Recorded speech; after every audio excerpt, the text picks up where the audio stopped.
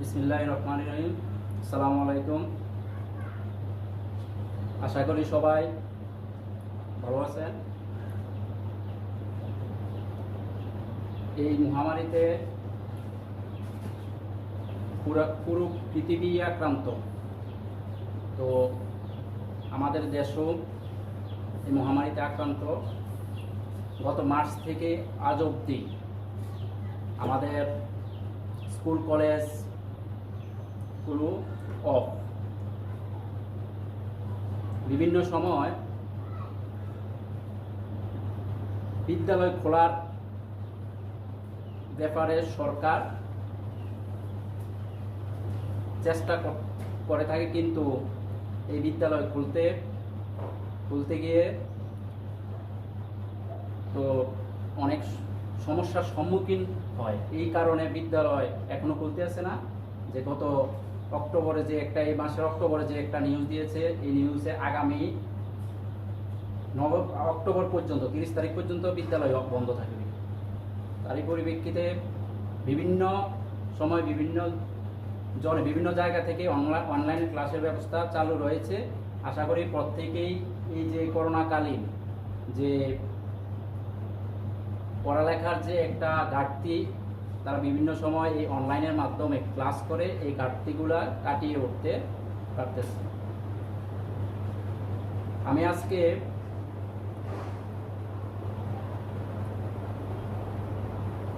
একাদশ শ্রেণীর হিসাব বিজ্ঞান বিষয় নিয়ে কথা বলবো। একাদশ শ্রেণীর প্রথম অধ্যায় হিসাব বিজ্ঞান পরিচিতি, এটা নিয়ে কথা বলবো। হিসাব বিজ্ঞান পরিচিতি।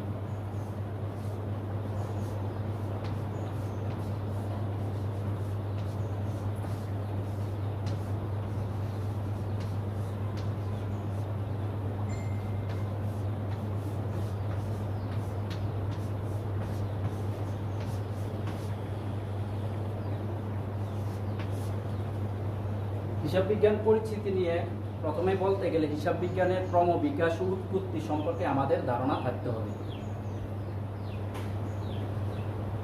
অতি প্রাচীনকাল থেকে মানব সভ্যতা যেভাবে আজ অবধি চলে আসছে, হিসাব বিজ্ঞানও ওই অতি প্রাচীনকাল থেকে শুরু করে আজও চলে আসছে। কিন্তু বর্তমানের হিসাব আর অতীতের হিসাব এক নয়। প্রাচীনকালে যে হিসাব করা হতো, মানুষ তখন বসবাস করত বনে জঙ্গলে গুহায়। তখন হিসাবপ্রাপ্ত পাথরে খোদাই করে হিসাবপ্রাপ্ত পরবর্তীতে তারা ওই গুহা ছেড়ে সমতল ভূমিতে বসবাসের জন্য তারা আসলো। তো আমি সংক্ষেপে বলবো এটা। তখন তারা বিভিন্ন দড়ি, গিট, বিভিন্ন জায়গায় দাগ দিয়ে তারা হিসাব করত। এই হিসাবগুলা যখন করত, তখন আস্তে আস্তে মানুষ এগুলার যে সমস্যার সম্মুখীন হয়, তারা আস্তে আস্তে অনুধাবন করতে লাগলো। পরবর্তীতে বিনিময় প্রথা চালু হলো। এই পণ্য বিনিময় প্রথা। এই পণ্য বিনিময় প্রথাটা কি? একজনের গরু আছে, আরেকজনের ধান আছে। তো একজনের ওই ধান একজন গরু দিয়ে আরেকজনের থেকে ধান নিয়ে যে প্রথাটা ছিল, ওইটা হলো পণ্য বিনিময় প্রথা। এই পণ্য বিনিময় প্রথার সমস্যা অসুবিধা অনুধাবন করে পরবর্তীতে মুদ্রা বিনিময় প্রথা চালু হলো। আস্তে আস্তে ক্রমবিকাশ হতে থাকলো। 1494 সালে লুকা পেসিওলি নামে একজন পাদ্রী সুম্মা ডি অ্যারিথমেটিক জিওমেট্রিয়া প্রপরশনালিটা নামে একটি গ্রন্থ রচনা করেন দুতরফা দাখিলার আলোকে। এর মাধ্যমে হিসাবের এই পদ্ধতিতে, দুতরফা দাখিলার পদ্ধতিতে হিসাবের শুদ্ধতা, হিসাব যাচাইয়ের একটা পদ্ধতি আবিষ্কার হলো।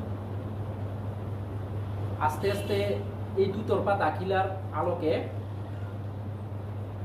জাবেদা, লেনদেন জাবেদা, খতিয়ান, তারপরে রেওমিল, আর্থিক অবস্থা বিবরণী, এগুলো আমরা সহজে অনুধাবন করতে পারি।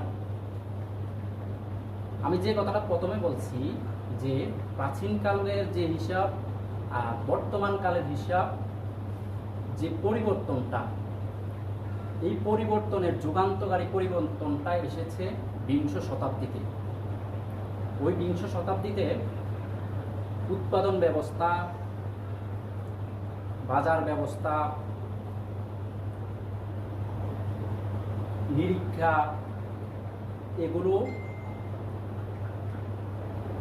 এগুলো চালাতে গিয়ে হিসাবের অভূতপূর্ব একটা পরিবর্তন এসেছে।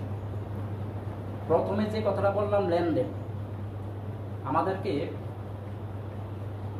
প্রথমে জানতে হবে লেনদেন কি। লেনদেন যদি আমি এক কথাই বলি আদান প্রদান, লেনদেন হলো আদান প্রদান। তো একে অন্যের থেকে পণ্য বিনিময়, টাকার বিনিময়ে পণ্য নেওয়া, এই যে আদান প্রদান, এটাকেই বলে লেনদেন। লেনদেন হতে হলে কিছু বৈশিষ্ট্য প্রয়োজন। তার মধ্যে গুরুত্বপূর্ণ 5টি বৈশিষ্ট্য হলো: 1 নাম্বার, আর্থিক অবস্থার পরিবর্তন। লেনদেন হতে হলে অবশ্যই আর্থিক অবস্থার পরিবর্তন হতে হবে। আর্থিক অবস্থার পরিবর্তনটা কেমন? যেমন কর্মচারীকে বেতন প্রদান,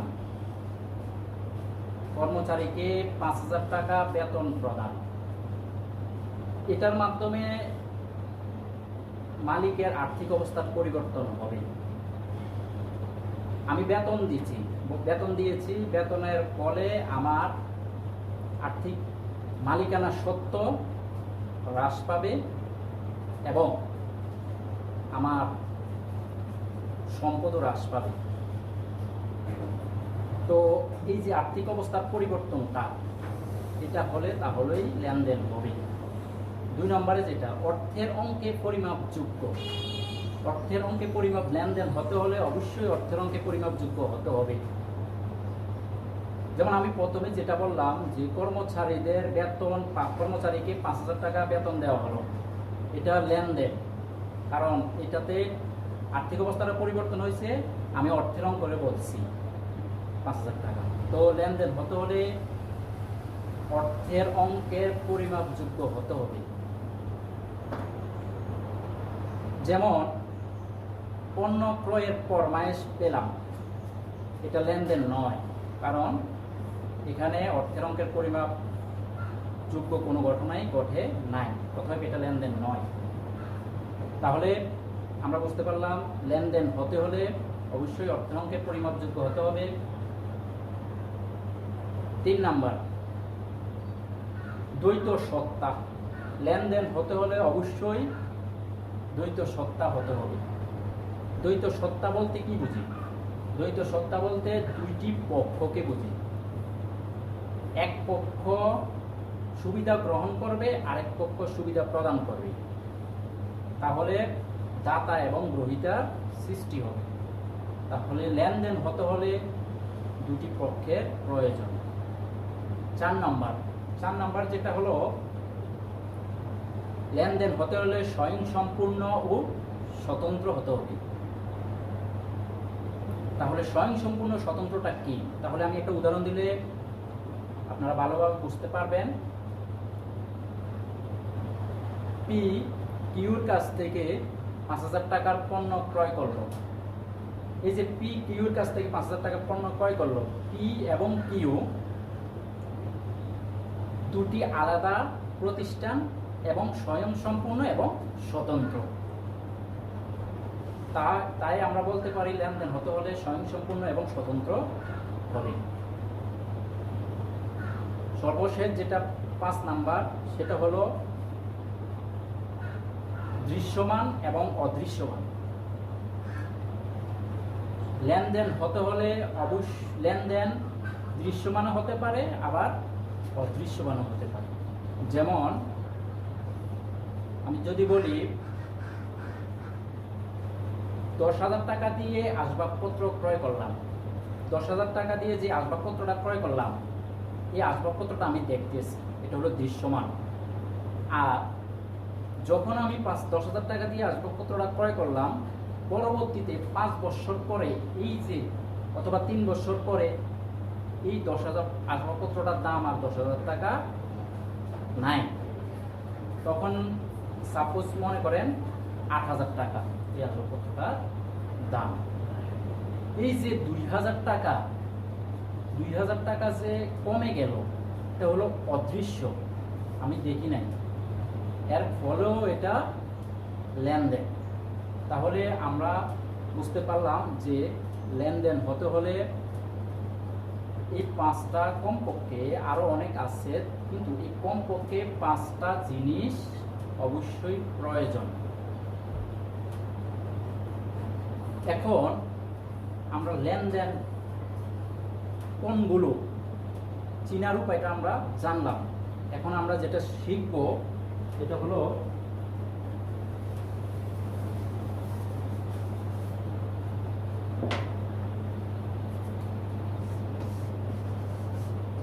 হিসাব সমীকরণ।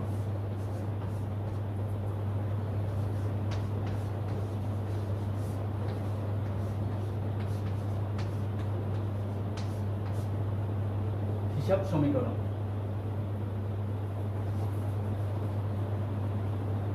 হিসাব সমীকরণ খুবই একটি গুরুত্বপূর্ণ হিসাব বিজ্ঞানের জন্য।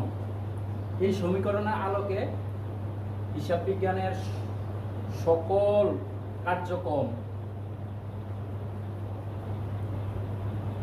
করা হয়।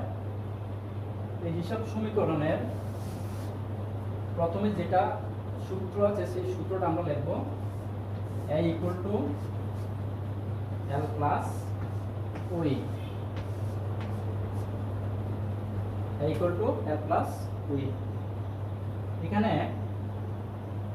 a বলতে বোঝায় অ্যাসেট, l বলতে বোঝায় লাইবিলিটি, o বলতে বোঝায় ওনার্স ইকুইটি।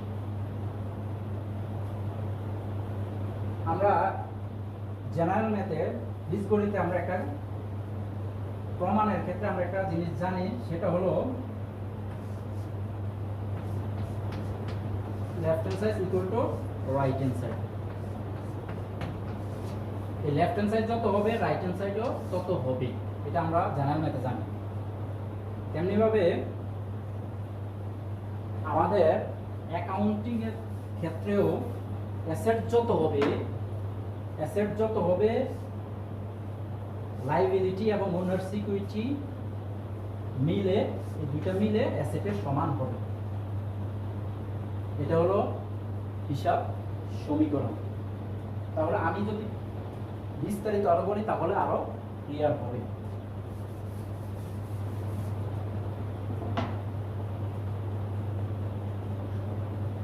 এই যে অ্যাসেট লিখলাম, প্রথম সম্পদ সৃষ্টি। সম্পদ কিভাবে সৃষ্টি হয়, প্রতিষ্ঠান সম্পদ কিভাবে সৃষ্টি হয়। সম্পদ সৃষ্টির ক্ষেত্রে সৃষ্ট সম্পদ,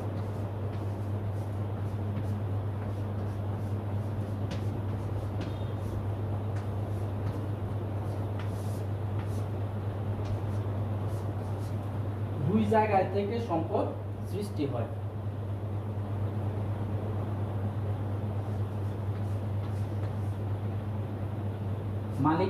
মালিকানা সত্ত্ব,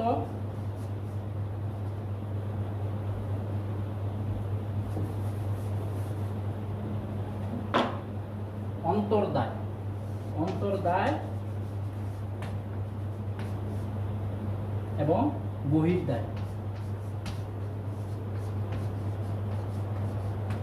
এই দুই জায়গায় থেকে সম্পদ সৃষ্টি হয়, অন্তর্দায় এবং বহির্দায়।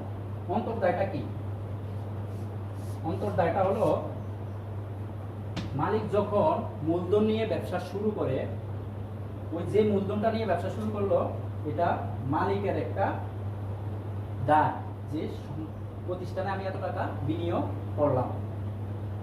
আর বহির্দায় কোনটা? যেটা তৃতীয় পক্ষ, তৃতীয় পক্ষের কাছ থেকে আমি যে ধার নিয়ে ব্যবসায় বিনিয়োগ করলাম ওটা হলো বহির্দায়। তাহলে সম্পদ কিভাবে সৃষ্টি হয় আমি এটা বললাম।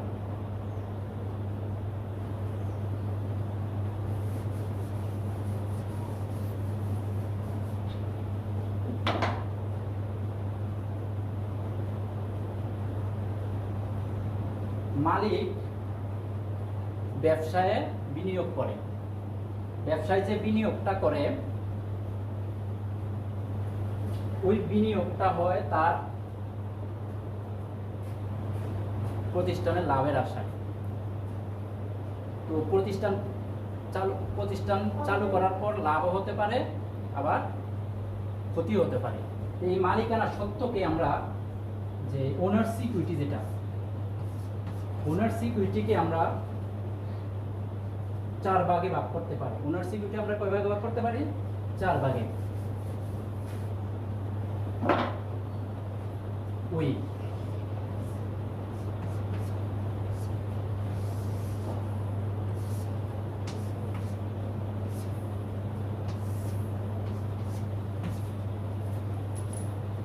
উইটা owners equity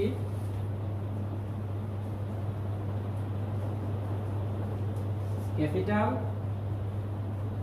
income plus drawings expense minus. Owners equity কিভাবে সৃষ্টি হয় ওইটা আমরা পূর্বে আলোচনা করেছি। এখন যখন ক্যাপিটাল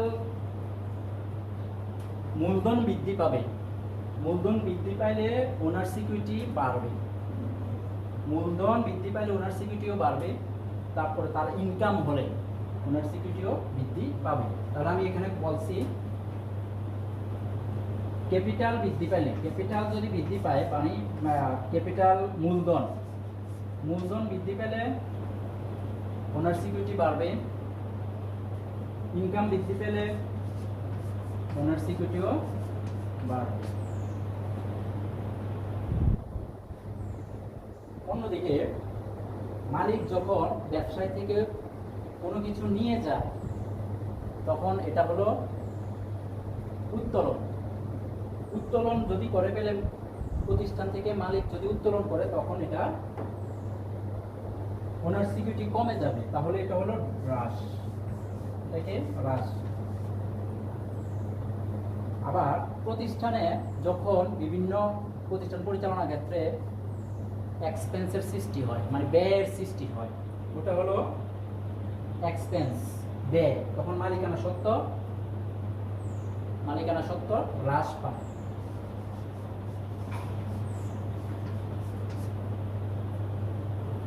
এই জায়গাটা খুবই গুরুত্বপূর্ণ, এটা মাথায় রাখতে হবে। A=L+U যদি আমাদেরকে বোঝা যায় তাহলে আমাদের অঙ্ক করার ক্ষেত্রে সহজ হবে। বর্তমানে সৃজনশীল পদ্ধতিতে প্রশ্ন হয়,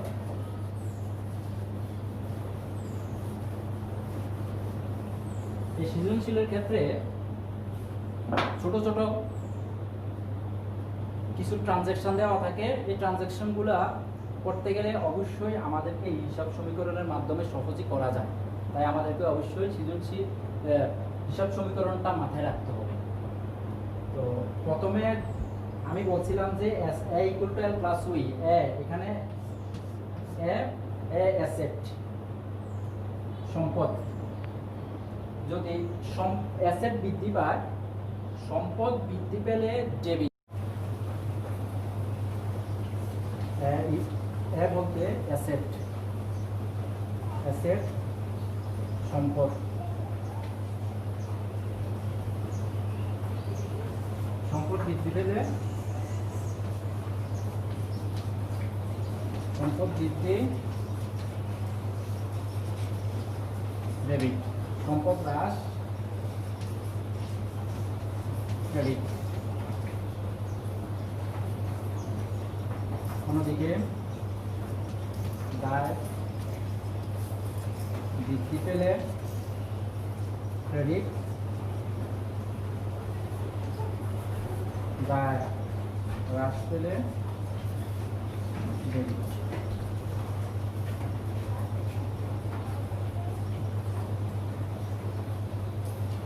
সেম যেভাবে সম্পদের সাথে সম্পদের যে ঘটনা ঘটছে, উত্তোলন,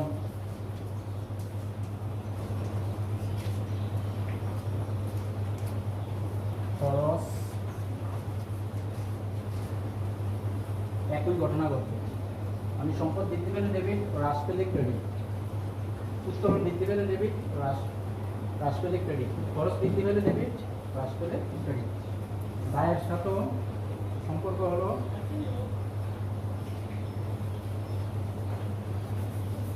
মূলধন, আর মূলধন বৃদ্ধি পেলে ক্রেডিট, হ্রাস পেলে ডেবিট। আয় বৃদ্ধি পেলে ক্রেডিট, হ্রাস পেলে ডেবিট। তাহলে আমাদের এটা মাথায় রাখতে হবে। অঙ্ক করতে আমাদের অবশ্যই এই জিনিসটা মাথায় রাখতে হবে। এখন আমরা একটা অঙ্ক করব, হিসাব সমীকরণের প্রভাব। এই অঙ্কের মাধ্যমে আমরা হিসাব সমীকরণের প্রভাবটা দেখাবো।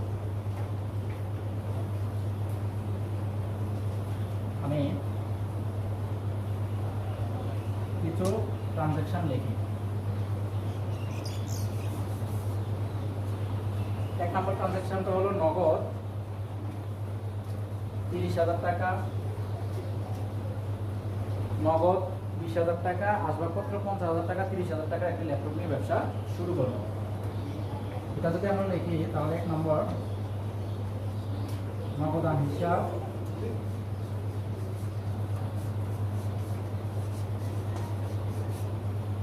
আসবাবপত্র হিসাব,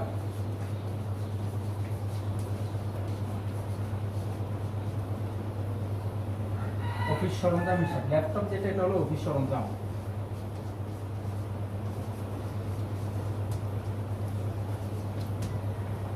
আর মূলধন হিসাব,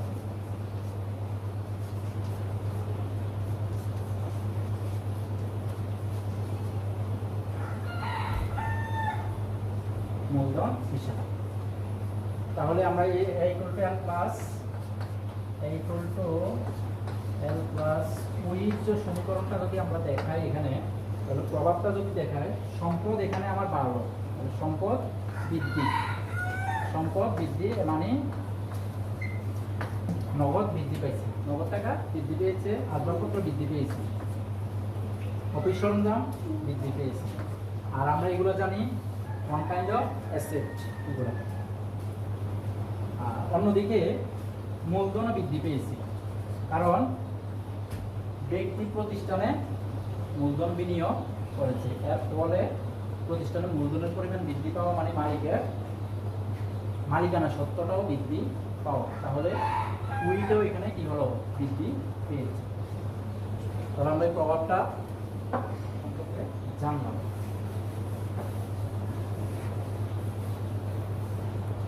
অন্যদিকে আরেকটা ট্রানজ্যাকশন আমরা যদি দেখি, বাকিতে যন্ত্রপাতি ক্রয়, বাকিতে যন্ত্রপাতি ক্রয়, বাকিতে কোনো কিছু ক্রয় করলে দেনাদারের, বাকিতে কোনো কিছু ক্রয় করলে পাওনাদারের সৃষ্টি হয়, বাকিতে কোনো কিছু ক্রয় করলে কি সৃষ্টি হয়, পাওনাদারের সৃষ্টি হয়। তাহলে বাকিতে যন্ত্রপাতি ক্রয়, তাহলে আমার যন্ত্রপাতির পরিমাণ এখানে বাড়লো, বৃদ্ধি পেল। যন্ত্রপাতিতে ওয়ান কাইন্ড অফ অ্যাসেট, তাহলে যন্ত্রপাতি হিসাব,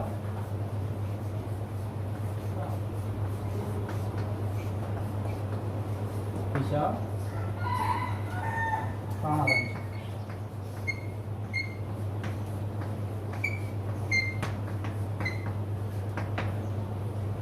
যন্ত্রপাতি হিসাব, পাওনাদার হিসাব। যন্ত্রপাতিটা অ্যাসেট, তাহলে অ্যাসেট বৃদ্ধি পেয়েছে, অ্যাসেট বৃদ্ধি।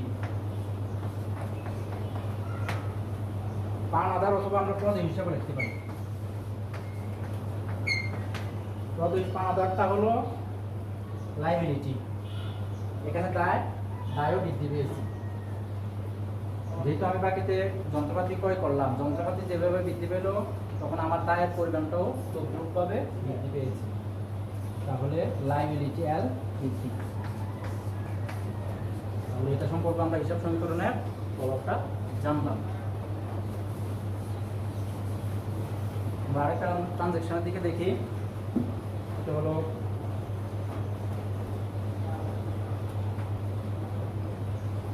কর্মচারীদের বেতন প্রদান 2000 টাকা। তাহলে আমি যদি বলি বেতন হিসাব আর নগদান হিসাব, যেহেতু নগদ বেতন দিচ্ছি নগদ টাকা চলে গেল।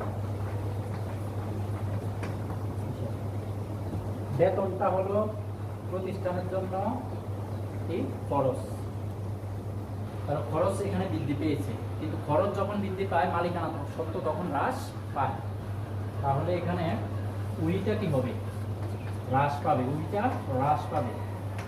খরচ কিন্তু বৃদ্ধি পেয়েছে কিন্তু মালিকানা সত্ত্ব হ্রাস পাবে। অন্যদিকে নগদান হিসাব এটা একটা সম্পদ, সম্পদটা এখানে কি হলো? হ্রাস পেয়েছে।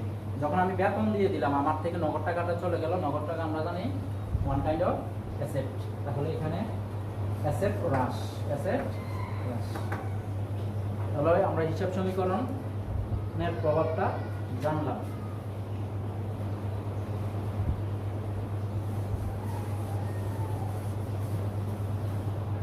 এখন আমরা যেটা জানবো ওটা হলো হিসাব সমীকরণের গাণিতিক প্রভাব। ওইটা আমরা জানছি হিসাব সমীকরণের প্রভাব, আর এখন জানবো আমরা হিসাব সমীকরণের গাণিতিক প্রভাব।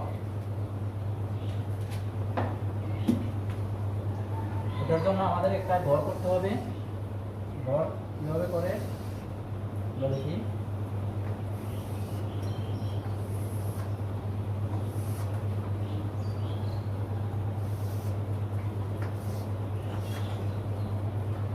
এখানে আছে লাইবিলিটি, ওনার্স ইকুইটি, এখানে তারিখ মার্চ 1 তারিখে যে ট্রানজ্যাকশনটা ছিল আমরা এটা যদি করি দেখি, নগদ 20,000 টাকা, আসবাবপত্র 50,000 টাকা, 30,000 টাকা, ল্যাপটপ নিয়ে ব্যবসা শুরু করলাম। তাহলে আমরা এখানে যে ট্রানজ্যাকশনগুলো পেলাম, এক নম্বরে ছিল, প্রথমে ছিল নগদান হিসাব, আসবাবপত্র হিসাব, ল্যাপটপ হিসাব। ল্যাপটপটা ওয়ান কাইন্ড অফ অফিস সরঞ্জাম। তাহলে নগদের জন্য একটা ঘর করতে হবে, আসবাবপত্রের জন্য একটা ঘর, অফিস সরঞ্জামের জন্য একটা ঘর। তাহলে নগদ, আসবাবপত্র, অফিস সরঞ্জাম।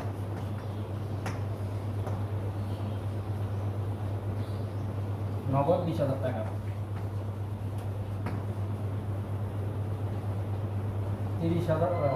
50,000 টাকার আসবাবপত্র,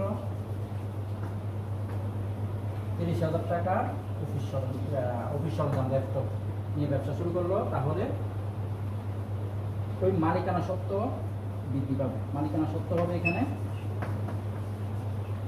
1 লক্ষ টাকা। মার্চের 10 তারিখে যে ট্রানজ্যাকশনটা ছিল ওটা হলো যন্ত্রপাতি ক্রয়, বাকিতে যন্ত্রপাতি ক্রয়।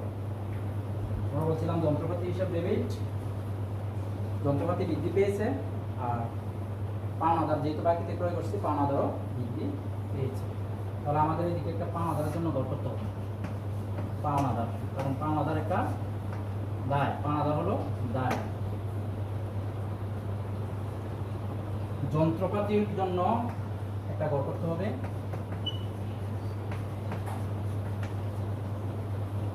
মার্চের 5 তারিখ যন্ত্রপাতি ক্রয় করলাম কত টাকা?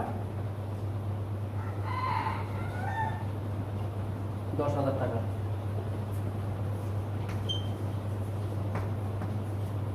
পাওনাদারও বৃদ্ধি পাবে 10,000 টাকা। পরে আমরা আরেকটা ট্রানজ্যাকশন দেখি। কর্মচারী বেতন প্রদান 10 তারিখে, যেটা কর্মচারীকে বেতন প্রদান। বেতন যখন দিচ্ছি তখন নগদ টাকা চলে গেছে, সম্পদ হ্রাস পেয়েছে, আর খরচ বৃদ্ধি পেয়েছে। খরচ বৃদ্ধি পাওয়া মানে মালিকানা সত্ত্ব হ্রাস পাওয়া।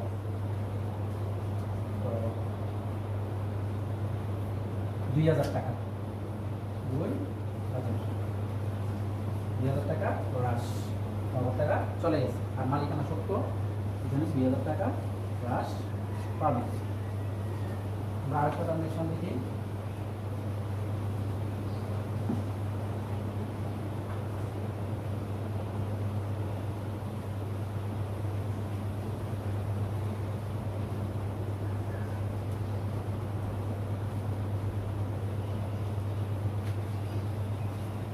ব্যাংক হতে ঋণ গ্রহণ, ব্যাংক হতে ঋণ গ্রহণ, ব্যাংক হতে ঋণ গ্রহণ। ব্যাংক থেকে যেহেতু আমি ঋণ নিয়েছি, তো নগদ টাকা আমার বৃদ্ধি পেয়েছে, সম্পদ বৃদ্ধি পেয়েছে, অন্যদিকে আমার ঋণের পরিমাণ বৃদ্ধি পেয়েছে। তো ঋণের পরিমাণ, ঋণ হলো ওয়ান কাইন্ড অফ একটা লাইবিলিটি, দায়, তাহলে আমার দায় বাড়বে। আবার ঋণের পরিমাণও কী হবে, ঋণের পরিমাণ বাড়বে, অন্যদিকে আমার সম্পদও বাড়বে। তাহলে নগদ টাকা বাড়বে 15,000, 15,000 টাকা নিলাম। আর ঋণ 15,000। আমরা এখন দেখব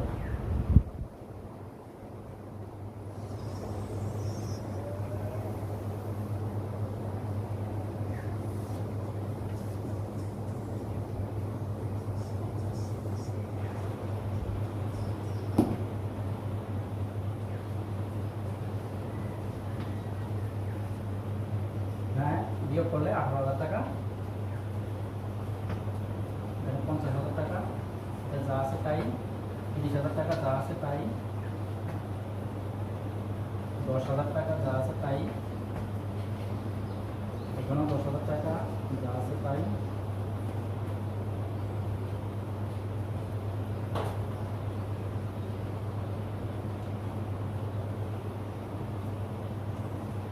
এখানে 15,000 টাকা,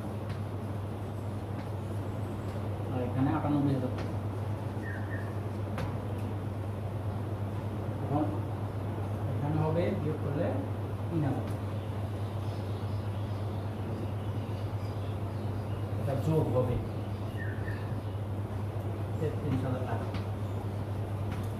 50,000 টাকা, 30,000 টাকা, 10,000 টাকা, 10, 98,000 টাকা। তবে আমরা যদি এখানে টোটালটা যোগ করি অ্যাসেট আর এদিকে L+OE যোগ করি, তাহলে আমাদের সমান হবে। এখানে আমরা যোগ করি 10, 30, 40, 40 আর 50,